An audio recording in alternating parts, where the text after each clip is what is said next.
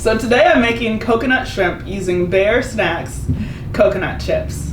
And I just love these especially because they come baked, which makes them extra crispy. And today I'm going to make the coconut shrimp baked in the oven, so that cuts out the fat of usually having to deep fry it. And because the coconut chips are already toasted, it's going to make them extra crispy when you bake them a second time in the oven. You're gonna have to start off with the flour mix. And one thing you have to remember when you are seasoning the flour is that you have to season it well. Otherwise, your shrimp is gonna come out tasting like flour.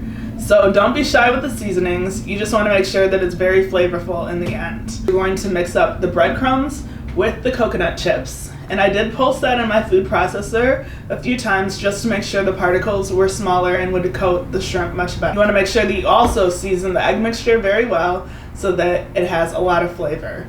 You're going to dunk it into the flour, dust it off, then use the egg mixture, and then coat it with the coconut chips along with panko breadcrumbs. And you want to make sure that you use panko breadcrumbs because those get extra crispy. Keep the tail on it so that you have something to be able to dunk it into each of the bowls to make the process a lot faster and cleaner. You're going to put that in the oven at 400 degrees for about 8 to 10 minutes.